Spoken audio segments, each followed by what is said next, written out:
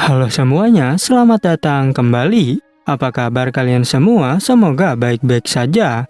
Pada video kali ini, kita akan membahas spoiler lanjutan dari Journey to Immortality Season 3. Baiklah, daripada kalian semua penasaran, mari kita mulai saja pembahasan spoiler lanjutan untuk episode kali ini. Tanpa berbasa-basi lagi, langsung saja kita mulai videonya. Cerita ini berlanjut, kita diperlihatkan Hanli yang mengambil plat tembaga, yang mana hal itu tentu saja membuat Brother Sun menjadi khawatir. Hanli bertanya berapakah harga dari barang ini. Brother Sun awalnya menjawab 7.000 batu roh. Namun ia menegaskan jika Anda hanya perlu membayar 5.000 batu roh saja. Brother Sun terpaksa menurunkan harganya karena takut kepada Hanli. Sedangkan Hanli berkata jika sepertinya kau adalah orang yang jujur. Oleh karena itu Hanli pun memberikan inti binatang tingkat 5 sehingga membuat Brother Sun menjadi sangat senang. Kemudian Hanli dan Si Yue berniat untuk pergi dari sana. Namun tiba-tiba Nyonya Fan mencoba untuk menghentikan mereka. Hanli bertanya apakah ada hal lain yang ingin kau bicarakan. Nyonya Fan memberitahu bahwa sekte kami memiliki metode untuk berteleportasi ke laut dalam. Dan ia mengira bukankah senior ingin kembali ke sana. Tapi Hanli menjawab jika aku tak ingin kembali ke laut dalam. Nyonya Fan menjelaskan jika situasi di laut luar sudah tidak aman. Oleh karena itu, jika Anda mau membantu kami menyelesaikan susunan teleportasi, maka kami akan mengirim Anda ke laut dalam secara gratis. Apalagi Master Miao He di ranah Nasken Soul juga akan membantu kita.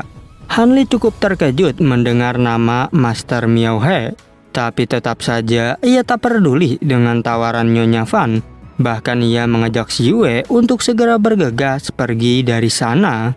Setelah itu para kultivator mendesak Nyonya Fan untuk menjelaskan lebih banyak tentang arai teleportasi. Yang hal itu membuat Tian Xiao harus menenangkan mereka semua. Kembali ke Hanli yang telah tiba di sebuah pulau.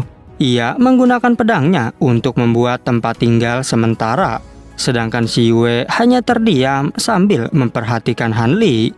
Beberapa saat kemudian Hanli berkata jika kau bisa berkultivasi di sini selama yang kau mau. Karena dirimu masih mempunyai kesempatan untuk mencapai core formasi. Dengan sigap, Si Yue pun mengucapkan terima kasih banyak kepadanya. Si Yue bingung harus memanggil senior sebagai apa. Hanli menjawab untuk memanggilnya dengan sebutan Tuan Li. Lalu ia bertanya mengapa Nyonya Fan kini menjadi pemimpin sekte. Bukankah seharusnya Nona Ziling adalah ketua sekte Miao Yin? Si Yue menjawab jika sebelumnya memang Nona Ziling sebagai ketua sekte. Tetapi saat dia pergi ke Istana Sutian, utusan kiri yaitu Nyonya Fan dan sekelompok penguasa Dao Selatan tiba-tiba mulai bertarung. Sehingga yang terakhir kali mengambil sekte adalah dirinya. Setiap murid wanita yang menunjukkan keraguan telah hilang atau dijadikan sebagai selir untuk seseorang. Dan jika hari ini Anda tidak menyelamatkanku, maka aku takut akan menjadi selir orang lain. Lalu Hanli bertanya apa yang Nyonya Fan lakukan di laut luar, karena dia tak mungkin hanya untuk membuka pasar tersembunyi. Si Yue juga tidak yakin, tapi sepertinya mereka sedang mencari sesuatu. Hanli berpikir jika sepertinya kelompok yang ingin mengambil alih sekte Miao Yin sangat kuat. Dan ia penasaran di manakah Nona Ziling sekarang berada. Hanli menyuruh Si Yue untuk memberitahu lokasi binatang tingkat tinggi. Dan setelah itu dirinya akan pergi meninggalkan tempat ini. Namun Si Yue bertanya, bukankah Anda ingin menjadikanku sebagai selirmu? Hanli menjawab jika aku sudah terbiasa sendirian. Mendengar hal itu, Si Yue pun sekali lagi mengucapkan terima kasih. Dan ia menjelaskan jika diriku sama sekali tak pernah berniat untuk menolak menjadi selirmu. Namun Hanli memberitahu bahwa yang aku katakan memang benar. Lagi pula, jika kau ingin menjadi selirku, apakah nanti dirimu tak akan menyesal? Si Yue hanya bisa terdiam setelah mendengar perkataan tersebut. Lalu ia pun mengucapkan terima kasih kembali. Dirinya berjanji bahwa aku tak akan pernah melupakan kebaikan senior. Setelah itu, si Yue memberitahu tentang lokasi binatang Shattering Winds yang berada di perbatasan jurang. Kemudian Hanli pun memberikan beberapa pil untuk si Yue berkultivasi. Sementara dirinya langsung pergi menuju ke tempat yang dimaksud. Singkat cerita, setelah 2 bulan, Hanli sudah tiba di perbatasan jurang. Ia bergumam, berkat arai ilusi, diriku telah mengamati tempat ini selama 1 bulan. Namun anehnya, mengapa tak ada pergerakan di tempat ini? Mungkinkah binatang tingkat 8 itu sudah meninggalkan sarangnya? Hanli menyadari jika ia pergi ke pulau itu sama saja menggali kuburannya sendiri. Tetapi dirinya juga tak akan berdiam diri di sini lagi. Sehingga ia pun terpaksa harus memeriksa pulau tersebut. Hanli secara perlahan mulai memeriksa kondisi sekitar, dan ia berpikir jika tempat ini begitu luas, dirinya juga merasa kalau kelihatannya ini adalah tempat yang aman. Tanpa diduga, Hanli melihat tumbuhan demon Echo Grass. Ia tak menyangka jika tumbuhan tingkat 8 itu benar-benar ada di sini. Oleh sebab itu, Hanli yang sangat senang langsung mengambilnya. Secara tiba-tiba ada seseorang yang berkata, "Apakah kau datang ke sini hanya untuk menemukan tumbuhan itu?" Dan menurutnya, kultivator manusia memang agak aneh. Hanli seketika terkejut setelah mendengar suara barusan. Lalu orang itu menunjukkan dirinya yang ternyata adalah Feng Xi. Namun Hanli menyadari jika dia sudah hampir sempurna menjadi manusia.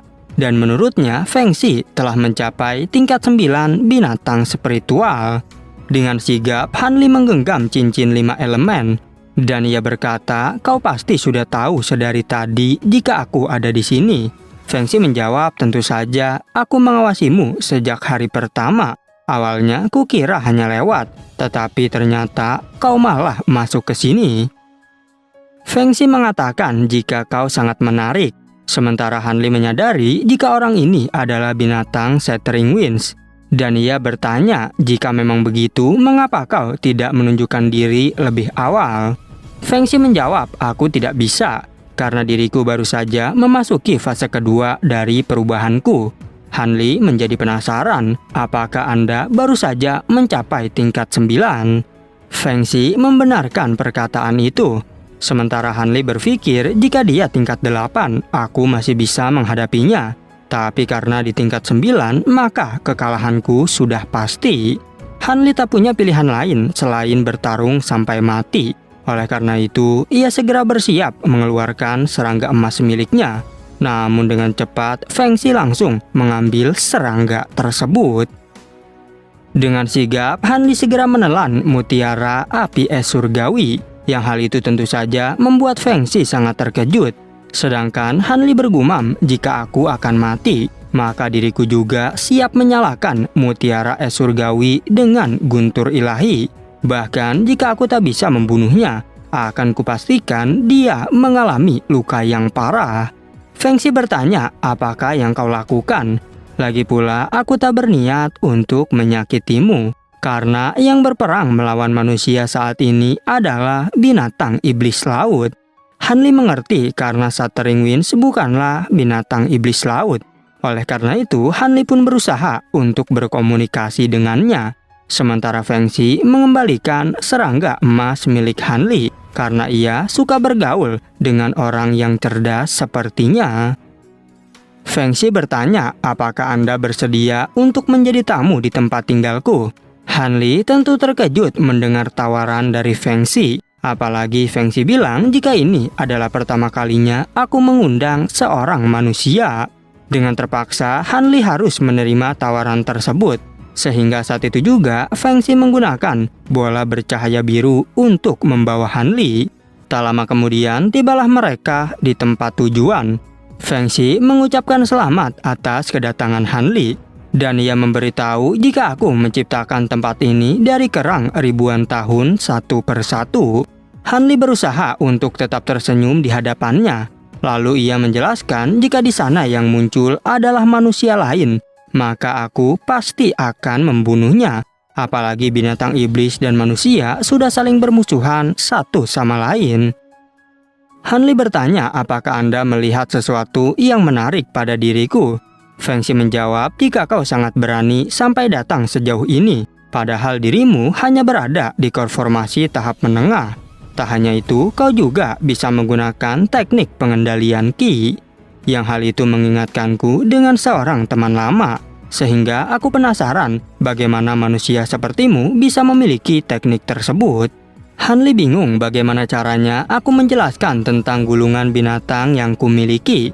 Namun Fengxi menegaskan jika kau tak perlu khawatir, karena alasan aku tidak menyerangmu adalah karena atribut kayu milikmu sangat murni. Hanli baru sadar ternyata yang diinginkannya adalah atribut kayu. Lalu Fengxi menuangkan anggur Jetfire buatannya sendiri yang bermanfaat untuk basis kultivasi seseorang karena merupakan anggur murni yang dibuat lebih dari 100 tahun. Fengxi juga berkata, jika meminum anggur ini mungkin dirimu bisa melewati hambatan kultivasi. Hanli sangat terkejut bagaimana mungkin dia tahu jika kultivasiku sedang terhambat. Tetapi Hanli tidak berani meminumnya sebelum mengetahui niat asli orang ini. Fengxi menjadi kesal, apakah menurutmu aku mencampurnya dengan sesuatu? Dan sebaiknya kau ingat jika aku bisa membunuhmu dengan mudah. Namun Hanli penasaran apakah alasannya kau tidak membunuhku. Fengxi mengatakan jika binatang Shattering Wind adalah satu-satunya yang bisa membuat anggur ini. Karena sangat berharga, maka anggur tersebut bisa membangkitkan Qi sejati dalam diri seseorang. Dan aku ingin meminjam atribut kayumu untuk sesuatu yang penting. Tapi karena kau baru berada di konformasi, sehingga menjadi sangat susah. Namun untungnya dirimu sangat kuat. Jadi jika mencapai tingkat akhir konformasi, maka kau bisa membantuku. Hanli bertanya lagi, lantas bagaimana jika aku tetap tak mencapai tingkat akhir setelah meminumnya? Fengxi menjawab, maka kau tak akan berguna bagiku. Apalagi membuat anggur ini sangat susah, sehingga aku meminta agar kau membayarnya dengan hidupmu. Hanli tak punya pilihan lain selain menuruti keinginannya. Oleh karena itu, ia pun terpaksa meminum anggur Jetfire. Yang hal itu tentu membuat Fengxi menjadi sangat senang. Kemudian Fengxi berkata, jika kau akan membuat anggur Jetfire di ruangan tersembunyi ini, dan itu pun kau harus berhasil dalam waktu paling lama setengah tahun. Jika waktunya tiba, maka aku akan membuka penghalang untuk mengeluarkanmu. Setelah itu, Fengxi segera pergi dari tempat tersebut. Sementara Hanli menyadari jika tempat ini sangat luas. Bahkan kesadaran spiritualnya memantul ke dinding ketika ia mengeceknya.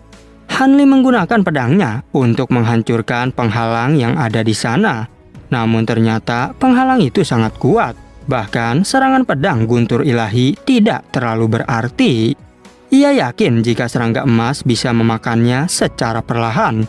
Tetapi itu membutuhkan waktu yang sangat lama. Dan jika Fengxi menyadari, maka aku tak akan mungkin bisa lolos. Secara tiba-tiba, perut Hanli mulai terasa sakit karena efek anggur Jetfire.